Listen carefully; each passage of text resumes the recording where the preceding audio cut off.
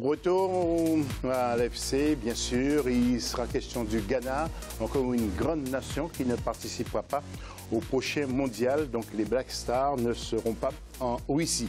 Avec nous sur le plateau, il y a Abdelmalik Kouzidé, jeune journaliste du Niger, je le rappelle.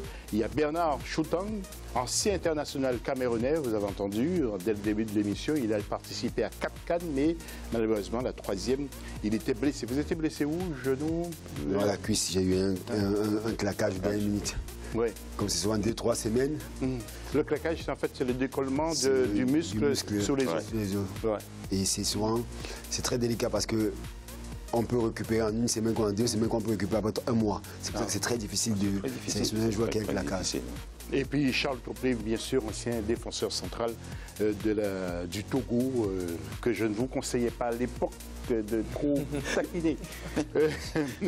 Merci. Nous adressons aux internautes.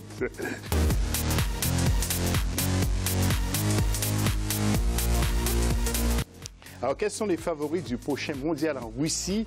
Il y a beaucoup d'interventions déjà que notre cher Radim Silla sélectionne pour nous. Et puis en fin d'édition, nous allons vous donner le résultat. N'hésitez pas à intervenir sur Facebook Africa 24 TV ou sur Twitter, hashtag Africa 24. Le dossier du magazine, c'est le Ghana.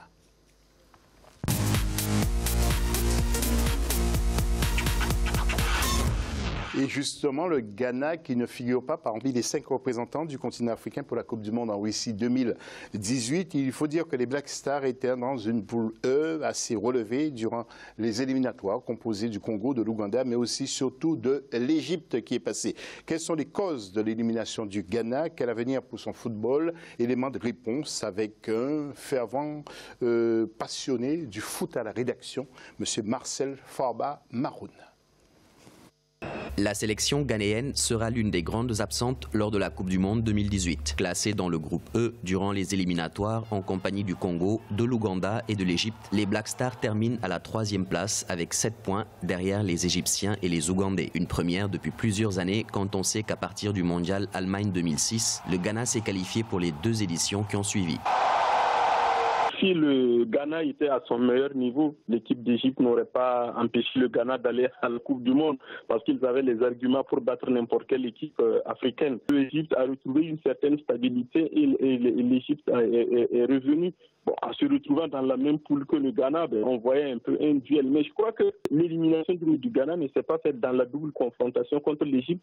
Je crois que c'est avec des pays de second rang comme l'Ouganda que le Ghana n'a pas pu exceller, même si, on peut encore discuter par rapport à ces pénaltys, à ces buts refusés contre l'Ouganda.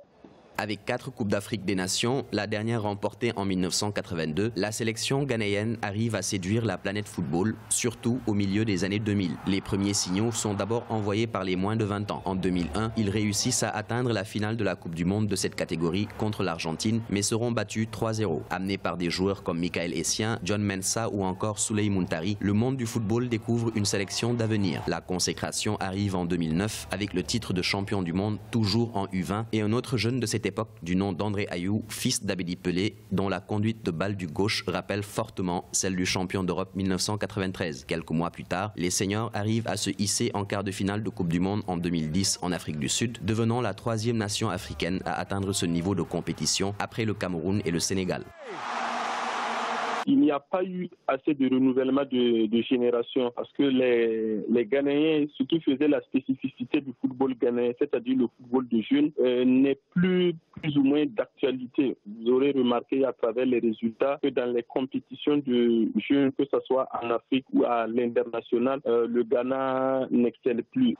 Prochaine échéance, les éliminatoires de la CAN 2019. Après une journée, les Black Stars sont premiers du groupe F à égalité de points avec la Sierra Leone et devant le Kenya et l'Éthiopie. Oh là là, quelle frappe!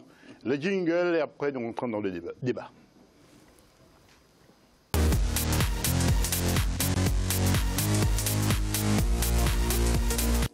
Alors Bernard, je m'adresse à vous, l'ancien pro que vous avez été, même si vous jouez toujours pour les matchs de gala. Que savez-vous du Ghana? Le Ghana peut revenir. Je sais que chez les filles, ça marche très très fort. Chez les hommes, ça a baissé un peu le rythme. Je pense que c'est une génération, comme on a parlé, c'est une génération qui n'a pas su apporter du sang neuf, parce que c'est une génération qui joue depuis, je pense, quand on regarde bien, c'est 2008-2010. Quand ils ont vraiment su adapter cette jeune génération. Et elle a fait vraiment des très belles choses. Hein. Ça, il faut pas... Je suis un peu surpris parce que je m'attendais à voir un Ghana quand même en Coupe du Monde. Pourquoi? Parce que c'est une équipe qui sait jouer avec le football européen. C'est une équipe qui a ces deux facultés, africain et européen. Bon, après, elle tombe dans une poule avec quand même l'Égypte. L'Égypte, aujourd'hui, en Afrique, c'est une équipe qui sait faire la part des choses, qui a su jouer défensivement et offensivement. C'est qu'à l'époque, ils ne savaient pas jouer. Avant, l'Égypte jouait milieu de terrain, on savait que sur le moment, on n'était pas efficace. Avec un Salam devant, aujourd'hui, ça marque beaucoup de buts. Donc, l'élimination du Ghana, ce n'est pas vraiment une grande surprise sur le point sportif, parce que l'Égypte était pas mal. Mais c'est vrai qu'au niveau infrastructure, c'est que le Ghana fait depuis 10-15 ans, c'est surprenant. Oui, alors, est-ce que Charles et Malik, vous êtes d'accord avec Bernard, vous? Non, mais moi, je suis d'accord avec lui sur un point. C'est-à-dire que la génération a fait de belles choses jusqu'à aujourd'hui. Bien. Après, sur le côté, je dirais, continuité, après, il fallait renouveler. Il fallait penser un peu à restructurer. Et là, on est resté sur des acquis. Et ces acquis-là, comme je l'ai dit tout à l'heure, on n'a plus des petites nations de football aujourd'hui. D'accord? Ça, je cite le nom de Didier Deschamps, il le dit. Parce que chaque nation aujourd'hui... pas bien sûr la référence.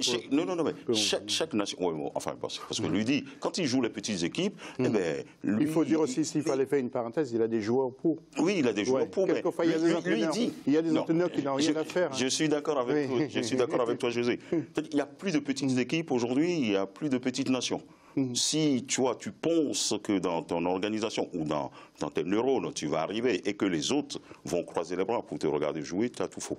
Dans ce cas-là, chaque équipe se prépare avec sa méthode, sa rigueur et ce qu'il doit prouver en face de l'équipe rigoureuse ou une équipe talentueuse.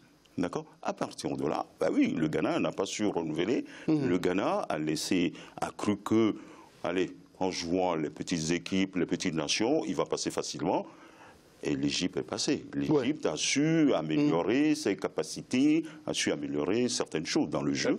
Et surtout avec un certain Mohamed Salah. Alors nous allons laisser aussi la parole à Malik. Et Malik, je crois que Bernard et Charles disaient quasiment la vérité, parce que 3 phases finales en Coupe du Monde pour un quart de finale, et puis il y a eu aussi un quart de finale en 2010, et 21 phases finales en Coupe d'Afrique, 4 fois vainqueur. Et Bernard l'a malheureusement dit, dernière fois, c'était en 1982. Il était vraiment dans la bonne période. Alors, un sacré palmarès, mais c'est un football qui a baissé complètement. Là. Malheureusement. Les frères Ayou qui prennent de l'âge.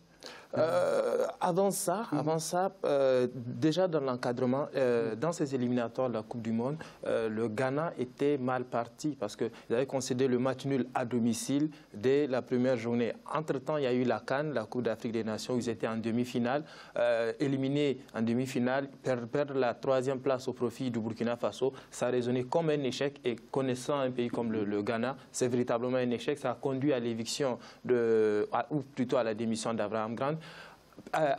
James Appiah est revenu à la tête de cette équipe nationale.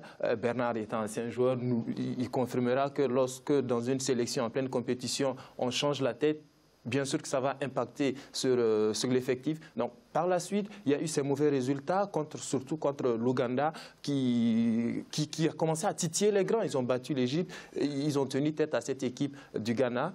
Et puis par la suite, voilà. Le bilan quand même d'Avram Grant a été très, très, très positif quand même. Hein. Oui, il a fait du bon boulot. Bon boulot, mais vu l'objectif que s'était fixé le Ghana, c'était déjà de remporter cette CAN 2017 et finir en demi-finale, perdre le match de classement contre le Burkina Faso, l'inconnu ou qu'on n'attendait pas, le facteur X qui était le Burkina Faso, qu'on n'attendait pas et qui vient remporter la 3e place de cette CAN. Donc c'était un échec et ça a conduit à sa démission. Maintenant, il faut positiver, il faut être dans le système anglo-saxon. L'élimination, cette non-qualification vers la Coupe du Monde a obligé le Ghana à revoir son effectif et ça a conduit maintenant à... C'est vrai que Gyan Asamoah est encore là à ses 32 ans, il est plutôt proche de la retraite que de ses débuts, mais des joueurs comme Waris, comme Moubarak Wakasso, les frères Ayou, sont en train de devenir les joueurs cadres d'une future génération qui arrive. Vous étiez bon en mathématiques aussi, hein, parce que vous avez parlé d'inconnus, de facteur X, j'avais l'impression. En tout cas, nous allons voir le tableau avec le groupe du Ghana pour les éliminatoires de la CAN 2019, groupe F. Le Ghana est leader avec la Sierra Leone, et Kenya est troisième avec l'Éthiopie, 0 point. Alors attention, Sierra Leone arrive fort et puis l'Éthiopie n'a pas dit son dernier mot. Je me méfie aussi de cette équipe. Prochaine journée, le 7 septembre avec Éthiopie, Sierra Leone et Kenya contre le Ghana. Et nos invités en ont parlé avec quelques joueurs que nous allons voir sur nos écrans qui ont marqué le football ghanéen, comme Karim Abdul Razak, lui aussi Asante Tokoto, Ibrahim Sondé, les frères Ayou que vous allez voir, et André Jordan, Robert Mansam et John Mansa que vous allez voir plus tôt, et Stéphane Apia, Michael Essien, mais oui, Souley Muntari et Asamoah Gyan. Très belle génération. Voilà, belle génération. Ouais. Qu'est-ce qu'ils ont sorti comme footballeurs? Et tous, remarque bien, tous étaient des joueurs qui sont partis des formations sur le plat, du pays. C'est ce que moi j'aime beaucoup dans ces pays, comme des pays anglo-saxons, qui font ce travail où on crée la structure, on donne confiance aux entraîneurs locaux. On dit vous pouvez le faire. Exactement. Le débat qu'on a depuis très longtemps avec le football africain, c'est qu'on ne fait pas confiance à nos enfants. On doit faire confiance à nos enfants. Je dis le Sénégal le fait en mettant à la tête un enfant du pays. On doit pouvoir le faire. Même si ça prend un peu de temps. Même ça doit prendre du temps, justement. Oui. Ça doit prendre du temps. Pourquoi on doit toujours aller chercher un Européen? Alors Bernard, je vous laisse garder le fil. Hein. Je voulais juste vous montrer quelques images encore avec les entraîneurs. Il y a eu beaucoup. Hein. Il y a eu Claude Lora, bien sûr, qui a entraîné le Ghana. Milan Rajavac. Il y a James Kwesi Apia. Goral Stevanovic. Il y a eu aussi donc, James Kwesi Apia, on l'a dit, Avram Grant et James Kwesi, de nouveau, qui est là depuis 2017. Et on ne sait pas jusqu'à quand. Alors, vous disiez effectivement, on ne fait pas confiance à ses enfants. Ah oui, quand on fasse confiance à un monsieur comme James, c'est quelqu'un qui a prouvé. Quand on a donné quand il a pris le relais, il a fait 2 matchs, il n'a pas perdu de match. On fait venir un Européen. Et quand on regarde bien le panel des Européens, excusez-moi, il y a quel gros nom? Que le roi s'est fait le nom au Cameroun, c'est pas un grand entraîneur, excusez-moi de le dire. Je n'ai pas peur de le dire, il le sait, ce que je pense. Il a eu la chance qu'au Cameroun, il a gagné une Coupe d'Afrique. Mais pourquoi on lui fait confiance en permanence? C'est parce qu'il apporte quelque chose, sans doute. Excuse-moi, c'est parce qu'en Afrique, on a toujours cette tendance à vouloir manigancer les choses. Alors, moi, je vais prendre l'exemple du Cameroun. On a fait ce qu'on appelle, ils ont sorti, c'est aberrant, qu'on demande à chacun d'apporter un projet pour entraîner l'équipe nationale du Cameroun. J'ai vu des noms et des noms passer. Et récemment, ils ont fait une présélection plus ou moins en France ici. Ils sont venus du Cameroun pour la France pour interroger certains entraîneurs. C'est pas à la hauteur du Cameroun. Quand un pays comme le Cameroun veut un entraîneur, l'entraîneur se déplace, il va au Cameroun et il apporte ce qu'il a comme projet pour le Cameroun. C'est d'abord ça le respect. Si tu te fais respecter toi d'abord, et tu vas voir à quel point les grands entraîneurs vont te respecter. Oui, alors Bernard, Charles ne veut peut-être pas le dire non plus, mais Charles avait déposé aussi un dossier au Togo.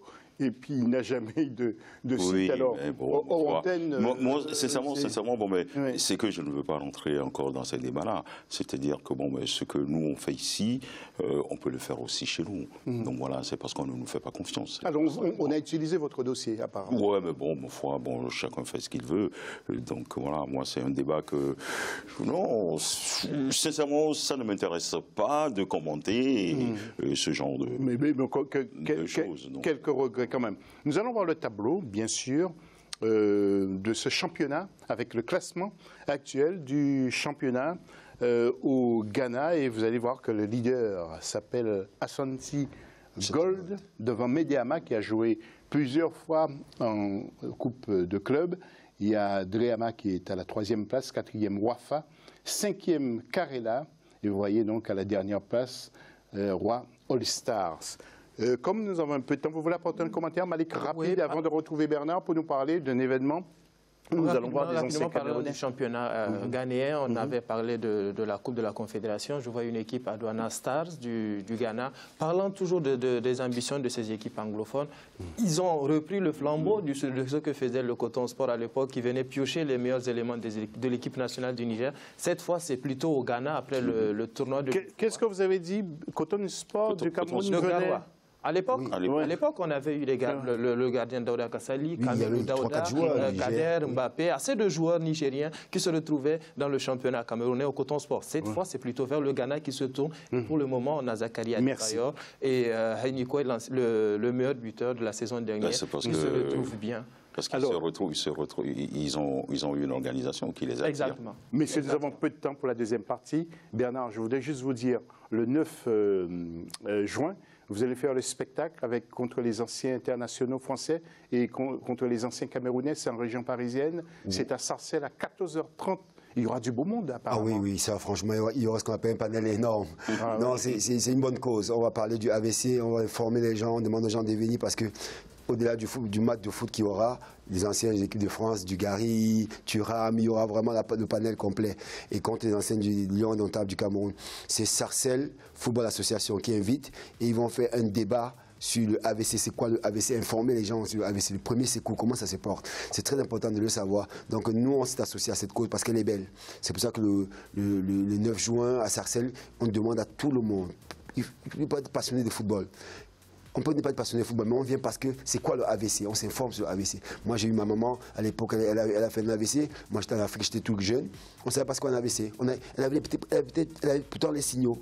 La bouche qui tord, elle commence à parler la langue, les paroles qui ne sortent pas. On ne savait pas tout ça. Mais j'ai appris ça plus tard, parce qu'aujourd'hui, je sais ce que c'est que l'AVC. Donc, je demande aux gens, même si ce n'est pas le football qui vous intéresse, venez juste pour la cause, pour savoir ce que c'est, parce que demain, vous pouvez porter c'est quoi quelqu'un.